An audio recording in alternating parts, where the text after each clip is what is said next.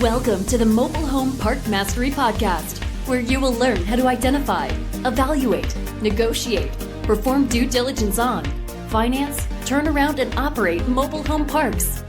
And now, here is your host, the fifth largest mobile home park owner in the United States, Frank Rolfe. In the beginning, there was Woodalls Directory.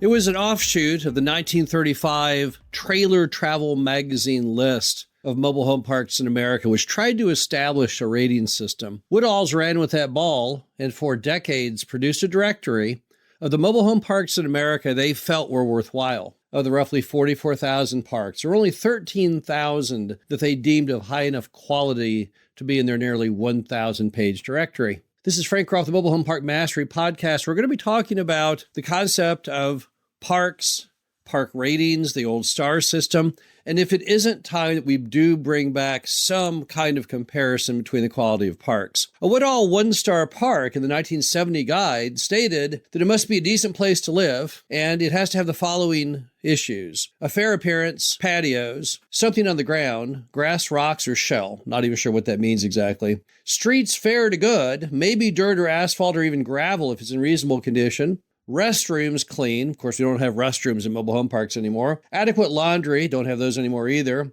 If fences allow, they must be neat. Okay. Has to have mail service. Okay, fine. And the homes can be old, but they have to have at least a little bit of care. All right, well, that's a one-star. Now, the two-star of Woodall included, now you wanted landscaping with some lawns and shrubs, streets in good condition made of dust-free crushed rock, gravel, or shell minimum, neat storage, not sure what that means, well-equipped laundry, long gone, 220-volt electrical connections available. Well, that's kind of the norm these days. If children are accepted, the park should have a play area, and the park free of clutter, such as old cars and other abandoned equipment. Now, a three-star park in 1970 had to have the following additional attributes: an attractive entrance, all mobile homes must be in good condition, awnings and cabana rooms on some homes in southern area, interesting, some spaces for larger mobile homes, okay, and paved streets. Moving on to the four-star park, we had to have even better landscaping. The homes had to be skirted.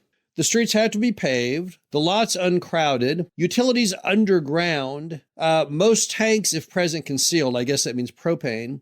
Any hedges or fences must be attractive and uniform. Awnings, cabanas, and porches. Most lots must be able to hold larger homes. Where there's a row of parking homes exists, all homes must be lined up uniformly from the street. A community hall and or swimming pool and or recreation program. And then the five-star park, which was the top of the line, you had to have it well planned and laid out, spacious appearance, good location, wide paved streets, homes sit back from the street, exceptionally attractive entrance and park sign. Patios of at least 8 by 30 feet, paved off-street parking, all homes skirted, all hitches concealed, and some form of recreation, including a golf course, horseshoe pitching, hobby shop, hobby classes, potlucks, dances, or natural recreation facilities. Now, those all sound great and everything, but that system was abandoned in the 1970s. Woodall ceased producing the directory. Up until that time, they had a team of 20 inspectors that combed the nation to give every mobile home park of those 13,000 parks they listed a rating. Once a year, they would go by and they would rate your mobile home park. Of course, you paid a fee to be in the book, but you had to have it back then because park owners rated each other based on their number of stars. However, then Woodall stopped, because park owners decided they didn't want to pay the annual fee, and Woodalls decided they didn't want to do it for free. So when that ended, you ended up with basically two types of parks today. When you're talking to a lender or a buyer or a broker, kind of things are lumped into two basic categories. One, more of that higher-end retirement-based park, and the other, everything else. You really don't have much of a separation today. Everyone has kind of blended everything together. If you say someone, what is the rating on your park in a star system? They'll say 5-star cash flow. That's how ridiculous stars have become. However, it's probably about time our industry starts thinking, if not in a star perspective, but how we can differentiate each other. Look no further than Dollar General. Dollar General, as we all know, sells products, and it's mostly a downscale audience. I don't look down on it. I shop at Dollar General frequently myself when I'm looking to find things cheap. But there are a few people out there who would rank Dollar General as a luxury store. But now maybe you've been in a DGX. What's a Dollar General X mean? The DGX chain by Dollar General is trying to hit a more upscale market. In the Dollar General X store, you will find such items as fresh produce and many higher-end products, all again at a discounted, reasonable price. Because Dollar General decided it couldn't just go through life with just Dollar General. That wasn't appealing to more high-end people, yet there were store locations in high-end neighborhoods. Why didn't they harness the power of everyone liking to shop at a low cost? Thus, the DGX brand. So how would you apply a DGX separation to mobile home parks? Well, I think what you'd have to do is you have to come up with a name for this subgrouping. Personally, I'm thinking more like Affordable Housing Plus would be nice. Maybe you could call it MHX. I don't care.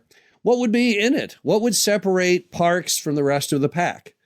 Well, from the description I just gave you, it's pretty apparent what a one-star park is. And I think still today, there'll be a very large section of parks that are not of a similar quality. Things that have dirt roads, things that have homes that are in poor condition, that they have no skirting, the stuff that most of the media applies to all of our industry to make fun of us, but in fact is not. It's a subset.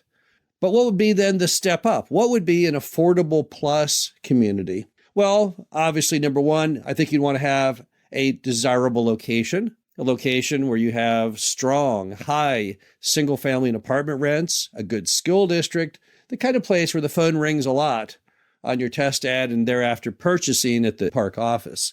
I think you'd also have to say that a plus property would have paved roads, because that's what most lenders want. And let's all be honest, that's kind of what we all expect to see in a better mobile home park. We'd also want to have city water and sewer or private utilities in good repair. I think that would exclude a lot of those mobile home parks out there that do not have city water or city sewer, but instead have old private water and sewer that is literally just patched together with duct tape and baling wire and is sure to collapse at any given moment.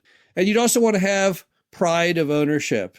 You'd want those homes to look nice, the yards to be clean, the kind of place that people like to live and are proud to call home. Now, what would be the benefit of having Affordable Housing Plus? Why can't we just have the fancy retirement, mostly called lifestyle choice? Why would we need anything more? Well, it's not fair to those who aspire for better. So if I go to a bank and I say I'm looking for a loan on a mobile home park, I want them to know that mine is a little better than the rest of the pack. Woodalls, again, found 13,000 of the 44,000 that they thought to be better. So they excluded roughly 75% of all the parks all the way back there starting in the 50s.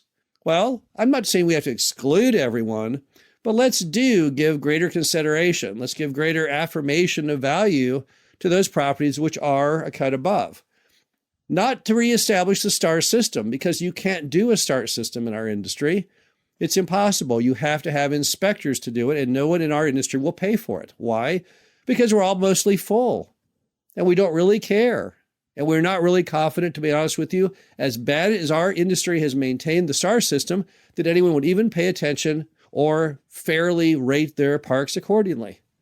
But I think we could handle having just one general subcategory, which simply means, hey, this mobile home park is a step above the rest of the competition. You could have basically three stratas: the lifestyle choice, high-end retirement mobile home parks, the kinds that are part of the portfolio of people like ELS and Sun, and then kind of the affordable plus tranche, which would be parks that all have a standard paved road system, high product ownership, a good working utility infrastructure, and a very desirable location. And then you'd have all the rest. To me, that was the only fair way you could treat things going forward. A system where people wouldn't cheat. It would be very, very easy what the make or breaks are. You could not say you're in the affordable plus category if you had dirt roads or if you had very low pride of ownership or a terrible location. But I think at some point we all have to start looking at our giant industry and say, okay, how can we compare ourselves, not to try and put each other down, but to help sort things and speed things up when it comes to the all-important criteria, bank lending, buying and selling, and just all talking on the same page. I don't in any way propose we go back to a star system. I don't think it's possible at this point. I'm not even sure that the STAR system was really necessary back when they did it. But I do think it is to the advantage of our industry to start having at least the conversation of how we can come up with a rating system that helps at least break us down into one additional tranche for the betterment of the industry. This is Frank Roth of Mobile Home Park Mastery Podcast. Hope you enjoyed this. Talk to you again soon. Thank you for listening to the Mobile Home Park Mastery Podcast. Be sure to visit us at mhpmastery.com to subscribe to the show, read our show transcriptions, and access all of our great information on mobile home park investing.